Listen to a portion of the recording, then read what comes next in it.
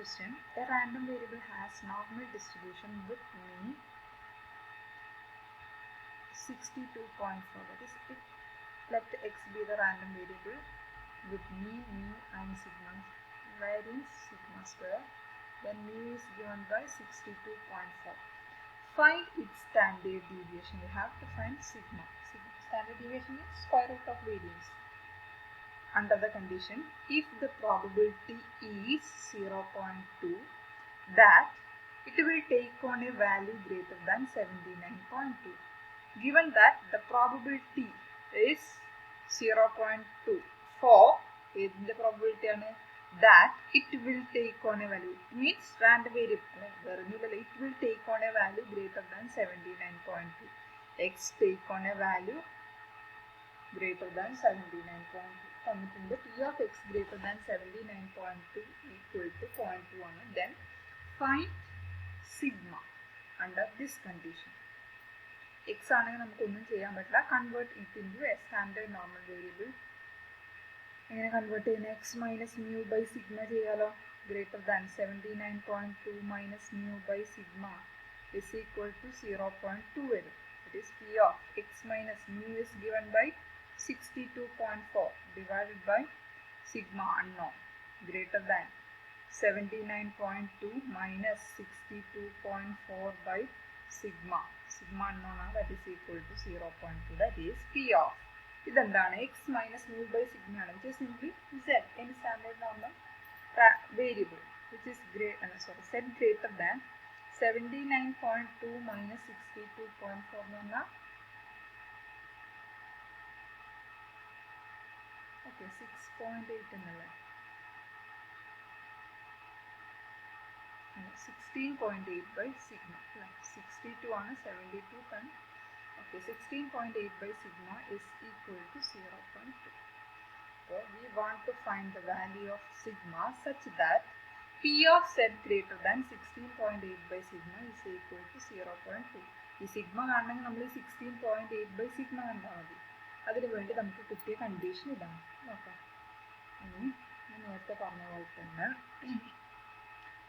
16.8 by സിഗ്മയ്ക്ക് 3 possibilities ഉണ്ട്. ഒരെണ്ണം ഇതൊന്നും നിങ്ങൾ എഴുതണമെന്നില്ല, റൈറ്റ് സൈഡിൽ എഴുതിയാൽ മതി. നോട്ടായിട്ട് വരുന്നത് ഞാനിവിടെ താഴെ എഴുതും. ഓക്കെ, 16.8 by സിഗ്മ ഒന്നെങ്കിൽ 0 ആവാം. അങ്ങനൊരു ചാൻസ് വരുമോ? 16.8 by സിഗ്മ 0 എന്ന് പറഞ്ഞാൽ സിഗ്മ ഇൻഫിനിറ്റി. ഓക്കെ, അല്ലെങ്കിൽ ഇത് അപ്പോൾ തന്നെ ഒഴിവാക്കാം നമുക്ക്, കാരണം അങ്ങനെ ഒരു കേസ് ഇല്ല. ഇൻഫിനിറ്റി എന്നുള്ള കേസ് ഇല്ല. ഇൻഫിനിറ്റി എന്ന് പറഞ്ഞാൽ 0 വന്നാൽ ആ ഏരിയ 0.2 ആവും. അല്ല, സിഗ്മ നോൺ നെഗറ്റീവ് നമ്പർ ആയിരിക്കും. ഇത് 0 ആവണമെങ്കിൽ ഒന്നുകിൽ ന്യൂമറേറ്റർ 0 ആവണം, അല്ലെങ്കിൽ ഡിനോമിനേറ്റർ ഇൻഫിനിറ്റി ആവണം. അപ്പോൾ ആ കേസ് നമുക്ക് ഒഴിവാക്കാം, അങ്ങനെ കേസ് ഇല്ല. ഇനി z equal to 0.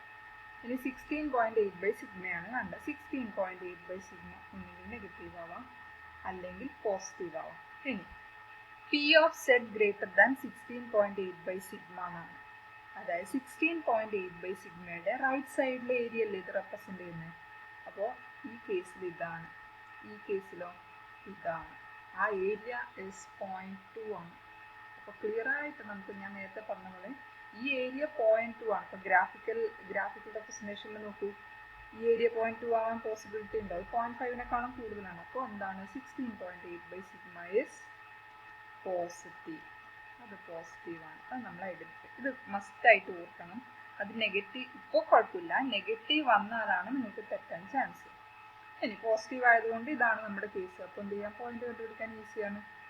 ആ ഏരിയ എങ്ങനെ കാണാം? 0.5 minus P of 0 less than z less than 16.8 by sigma is equal to 0.2 ആണ്. അതായത് ഈ area 16.8 by sigma to right സൈഡിലേക്കുള്ള ഏരിയ ആണ് കാണേണ്ടത്. അത് ഡയറക്റ്റ് കാണാൻ പറ്റില്ല, ടേബിളിൽ നിന്ന് കാണണമെങ്കിൽ 0.5 മൈനസ് ചെയ്യണം. അപ്പോൾ P of 0 less than z less than 16.8 by sigma is equal to 0.5 minus 0.2, that is 0.3.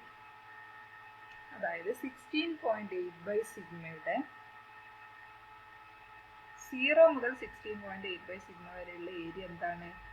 0.3 ആണ്. അപ്പോൾ 16.8 സിഗ്മയുടെ വാല്യൂ ടേബിളിൽ നിന്ന് കാണാം. ആ വാല്യൂ പോസിറ്റീവ് ആണ്. സപ്പോസ് നമുക്കത് നെഗറ്റീവ് ഇവിടെ കിട്ടിയില്ലെങ്കിൽ നമ്മൾ ഇവിടെ സൈൻ എന്തിടണം? നെഗറ്റീവ് ഇടണം. കാരണം ടേബിളിന് ഒരിക്കലും നെഗറ്റീവ് വാല്യൂസ് കിട്ടില്ല. ഈ ഒരു സ്റ്റെപ്പ് എന്നാണ് നമ്മൾ ഐഡന്റിഫൈ ചെയ്യുന്നത്. നെഗറ്റീവ് ആണോ പോസിറ്റീവ് ആണോ? ഇത് പോസിറ്റീവ് ഇടുക. എന്നിട്ട് ഏത് ഏരിയ? 0.3ക്ക് കറസ്പോണ്ടിങ് ആയിട്ടുള്ള ഏരിയ നോക്കാം. 0.3 എന്ന് പറഞ്ഞിട്ട് ഒരു വാല്യൂ ഉണ്ടാവില്ല. 0.3 എന്ന് പറഞ്ഞാൽ ആക്ച്വലി 0.300. അപ്പോൾ 0.299 അത് വരുന്നതും 0.3ക്കും ഇടയിൽ വരുന്ന ഒരു വാല്യൂ നോക്കാം. ഏതാ? ഇത് 0.2996. ഇത് 0.3023. ഏതാണ് 0.3ക്ക് ക്ലോസർ ആയിട്ടുള്ളത്? ഇതല്ലേ? ബിറ്റ്വീൻ 0.0023 ഡിഫറൻസ് ഉണ്ട്. 0.0004 ഡിഫറൻസ് ഉള്ളു. അപ്പോൾ ഇതാണ് വാല്യൂ, അതായത് 0.84. അപ്പോൾ വാല്യൂ ഒരു 0.84. That is 0.84. പ്ലസ് ഇടണം. അപ്പോൾ സിഗ്മ ഈക്വൽ ടു 16.8 by 0.84. ഇത് ചെയ്ത് കിട്ടുന്നതാണ് ആൻസർ. ഒന്നുമില്ല, ഈസിയാണ്. എക്സിന് സെഡിലേക്കാക്കി അതിൻ്റെ ഏരിയ കാണുന്ന പോയിന്റ് കാണും. ഓക്കെ, അത് ഡിവൈഡ് ചെയ്ത് ആൻസർ ചെയ്തതാണ്. ഇനി അതേ ടൈപ്പ് ഒരു problem. In a normal distribution, 3% of the items are under 45. 3% means 3 by 100, that is 0.03. അല്ലേ? Under 45 എന്ന് പറഞ്ഞാൽ എങ്ങനെയാ? X less than 45 percentage എന്ന് പറഞ്ഞാൽ ആക്ച്വലി പ്രോബബിലിറ്റി അല്ലേ? P of X less than 45 is 0.03 and P of ഇതെന്താ 8%. ഏതിൻ്റെ 8% എന്ന് പറഞ്ഞാൽ 0.08. ഏതിൻ്റെ? ഓവർ 64. X greater than 64 ആണെങ്കിൽ ഇങ്ങനെ. In a normal distribution, 3% of the items are under 45. Items X under 45 എന്ന് പറഞ്ഞാൽ X less than 45. 3% ആണ്. അപ്പോൾ അതിൻ്റെ പ്രോബബിലിറ്റി എന്ന് പറഞ്ഞാൽ 3 by 100, 0.03. ഓക്കെ, ഇത് 0.08. ഇനി നേരത്തെ ചെയ്ത അതേ സ്റ്റെപ്പ് രണ്ടിലും find mean and standard deviation ആണ് പറയുന്നത്. Find mean and standard deviation. അപ്പോൾ ഇവിടെ ഒന്നിലൊന്നില്ല, മീനും കാണണം, സ്റ്റാൻഡേർഡ് ഡീവിയേഷനും കാണണം. അപ്പോൾ അതെങ്ങനെ ചെയ്യാം? ഇത് വെച്ച് ചെയ്യാം. First x minus mu by sigma ചെയ്യാം. ഇവിടെ 45 മൈനസ് മ്യൂ ബൈ സിഗ്മ ചെയ്യാം. അപ്പോൾ ഇത് കിട്ടി 0.03 വന്നു. ഇത് ഗിവൺ ആയിട്ടുള്ള കാര്യമാണ്. അപ്പോൾ P of set less than 45 minus mu by sigma is equal to 0.03. ഇനി 45 മൈനസ് മ്യൂ ബൈ സിഗ്മയെ കുറിച്ചിട്ട് നമുക്ക് രണ്ട് അസംഷൻസ് പറയാം. ഒന്നുകിൽ ഇത് 0.5 അല്ലാത്തതുകൊണ്ട് 0 അല്ലാന്ന് ഡയറക്റ്റ് പറയാം. ഒന്നുകിൽ ഇത് നെഗറ്റീവ് ആവാം, അല്ലെങ്കിൽ അത് പോസിറ്റീവ് ആവാം. നെഗറ്റീവ് ആണെങ്കിൽ ഇവിടെ വരും 45 മൈനസ് മ്യൂ ബൈ സിഗ്മ ഇവിടെ വരും. പോസിറ്റീവ് ആണെങ്കിലോ ഇവിടെ വരും 45 മൈനസ് മ്യൂ ബൈ സിഗ്മ ഇവിടെ വരും. Set less than 45 minus mu by sigma means area to the left of 45 minus mu by sigma. ഇവിടെ ഇത് വരും, ഇവിടെ ഈ കേസ് വരും. ഈ ഏരിയ നോക്കൂ, ദാറ്റ് ഈസ് ഈക്വൽ ടു 0.03 ആണ്. അപ്പോൾ ഈ ഒരു കേസ് വരുമോ? കാരണം 0.5 കൂടുതലാണ്. അപ്പോൾ 45 minus mu by sigma is negative. ഇത് ഭയങ്കര ഇമ്പോർട്ടൻ്റ് ആണ്. അത് നിങ്ങൾ തെറ്റിക്കും. പിന്നെ എന്ത് പറഞ്ഞാലും നിങ്ങൾ ആ നെഗറ്റീവ് സൈൻ ഇടില്ല. അപ്പോൾ നെഗറ്റീവ് ആയതുകൊണ്ട് ഇത് വെച്ച് നമുക്ക് പ്രൊസീഡ് ചെയ്യാം. എങ്ങനെ എഴുതാം? 0.5 minus P of 0 less than 45 minus mu by sigma is equal to 0.03. That is P of 0 less than, P of 0 less than Z less than 45 minus mu by sigma is 0.5 minus 0.03. That is 0.47. അല്ലേ? 0.47, 0.03. ഇനി എന്താ ചെയ്യേണ്ടത്? 45 minus mu by sigma. 0 മുതൽ 45 minus mu by sigma വരെയുള്ള area 0.47 ആണ്. 0.47 corresponding ആയിട്ടുള്ള set value ടേബിളിൽ നോക്കിക്കാണാം. 0.47 നോക്കൂ. 0.48, 0.47, 0.47 ഇതാണ്. 0.4706 ഉണ്ട്. പിന്നെ 0.4699. അപ്പോൾ ക്ലോസർ ഇതല്ലേ 0.4699. അത് ഇതിന് കറസ്പോണ്ടിങ് ആയിട്ടുള്ളതാ 1.88.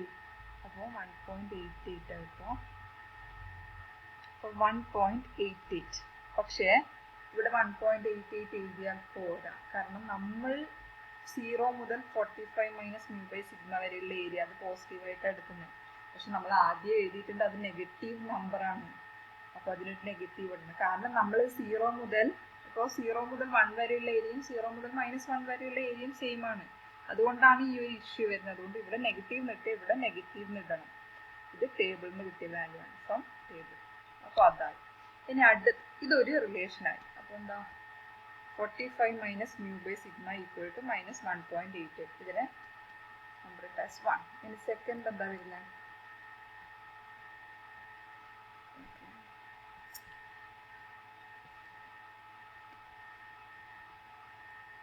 അടുത്തെന്താ? X greater than 64. അത് വെച്ചിട്ട് ചെയ്യാം. X greater than 64. P of x greater than 64 equal to 0.08. ഇവിടെ -ax minus mu by sigma. ഇതേ procedure greater than 64 minus mu by sigma is 0.08 വന്നു. That is P of z greater than 64 minus mu by sigma is 0.08 വന്നു. ഇനി 64 minus നേരത്തെ അതേ case 64 minus mu by sigma എന്തൊക്കെയാവാം? Positive ആവാം. അല്ലെങ്കിൽ 64 minus mu by sigma negative ആവാം. രണ്ട് കേസാണുള്ളത്. പക്ഷെ ഈ ഏരിയ റെപ്രസെന്റ് ചെയ്യുന്നത് ഏതാ? 64 set greater than 64 minus mu by sigma. അതായത് 64 മൈനസ് മ്യൂ ബൈ സിഗ്മയുടെ റൈറ്റ് സൈഡിലെ ഏരിയ. ഇവിടെ ഇത് അത് 0.08 ആണ്. അപ്പോൾ ക്ലിയർ ആയിട്ട് ഇതല്ല, കാരണം അത് 0.5 കൂടുതൽ വരും. അപ്പോൾ ഇത് വെച്ച് നമുക്ക് പ്രൊസീഡ് ചെയ്യാം. 0.5 minus 0 P of 0 less than z less than 64 minus mu by sigma is equal to 0.08. അപ്പോൾ P of 0 less than z less than 64 minus mu by sigma is 0.42 വന്നു. 0.42ന് കറസ്പോണ്ടിങ് ആയിട്ടുള്ള പോയിന്റ് വേണം. അല്ലേ? കറക്റ്റ് അല്ലേ? 0.08 ആണ്. 0.42ന് corresponding ആയിട്ട് 0.42 അല്ലേ?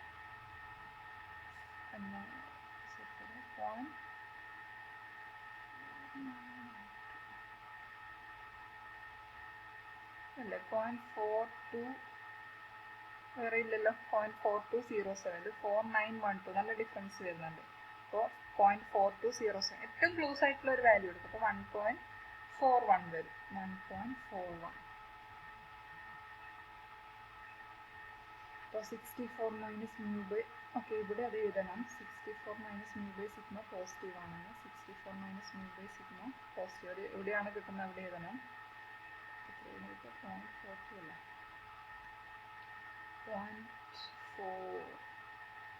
അല്ല, 0.42ന് കറസ്പോണ്ടിങ് ആയിട്ട് 1.41. അപ്പോൾ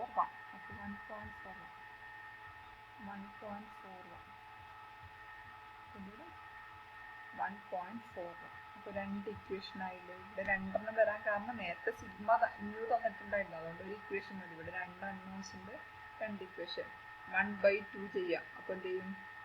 45 minus mu by 64 minus mu equal to -1.88/1.41. അതൊന്നുമില്ല, നിങ്ങൾക്ക് സോൾവ് ചെയ്യാൻ പറ്റുന്നത്. സോൾവിങ് പ്രൊസീജിയർ നിങ്ങൾക്ക് വിട്ടുതന്നിരിക്കുന്നു. എന്നിട്ട് രണ്ട് ഇക്വേഷനിൽ സോൾവ് ചെയ്താൽ ഫസ്റ്റ് എന്ത് കിട്ടും? മ്യൂയുടെ വാല്യൂ കിട്ടും. മ്യൂയുടെ കിട്ടിക്കഴിഞ്ഞാൽ ഏതെങ്കിലും ഒരെണ്ണത്തിൽ സബ്സ്റ്റിറ്റ്യൂട്ട് ചെയ്യുക. ഏതിൽ സബ്സ്റ്റിറ്റ്യൂട്ട് ചെയ്താലും കറക്റ്റ് ആൻസർ കിട്ടും. ഓക്കെ.